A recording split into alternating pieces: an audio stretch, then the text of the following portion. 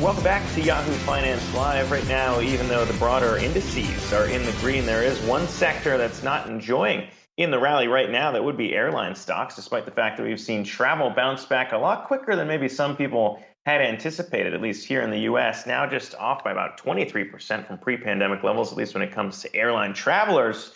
But some of the excitement might be muddled a bit by the fact that these airlines are going to have to scramble, maybe battle with each other to bring back the workers needed to get back to pre-pandemic levels. And for more on the hiring decisions that are going into this, I want to bring on Yahoo Finance's Adam Shapiro, who has the latest for us there. Adam? And this, of course, is driven by the news that Delta needs to hire 1,000 pilots. Before we break this down, want to give you the latest numbers from the Transportation Security Administration about what's going on through the airport security checkpoints. Yesterday, 2 million people went through TSA.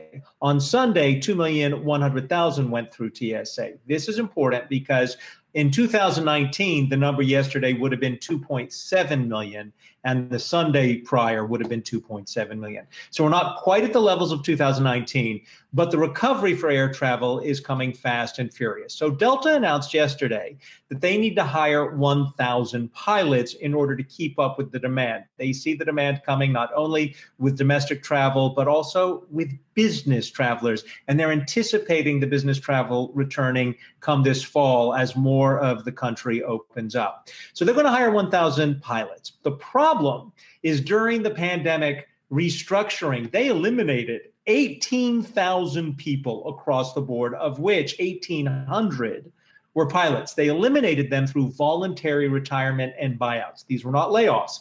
These were voluntary buyouts. So they lost 1,800 who took the buyout. They need to hire 1,000 to get up to speed. They're not alone. We saw the news from American Airlines, which ramped up capacity far too fast, apparently, and is now cutting anywhere from 50 to 80 flights a day because they can't keep up with mechanics that they need to service the airplane. They can't hire people fast enough. And then remember, anyone you hire has to be trained. So the airlines are all in this kind of same situation as businesses across the country, finding enough people to perform the tasks they need, and those people have to be trained.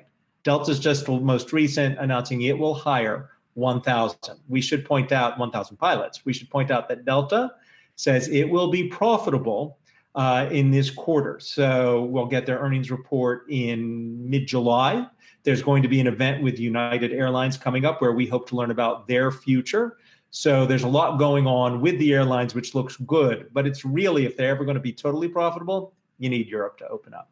Zach? Adam, two questions here. Number one, on the pilots issue, how quickly do you think they can scale up capacity when we talk about the demand that's already in the market? And then the second question, something Zach and I were talking about yesterday, that there's a lot of not just pilots, but flight attendants who are watching this and saying, look, we talked about this early on in the pandemic. They were furloughed. I wonder if there needs to be additional incentives to bring some of these employees back. I mean, how much of that is part of the calculation for the airlines?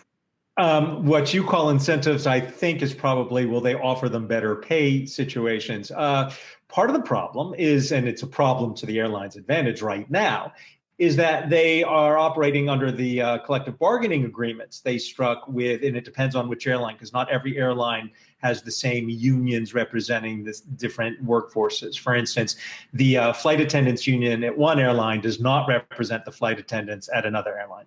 So in the case of Delta and the pilots, the agreement from 2019. To answer your question, though, can they ramp up quick enough? They say they can, but here's the reality. Before the pandemic, United announced a program, you may recall this, Akiko, in which they were going to train 10,000 pilots. They needed 10,000 pilots they anticipated by 2030. They opened up a whole program where they were going to have a school to train pilots and get them up to speed. That, of course, got put on hold because of the pandemic. But that's expected to be back on track because they all faced a pilot shortage going into the pandemic.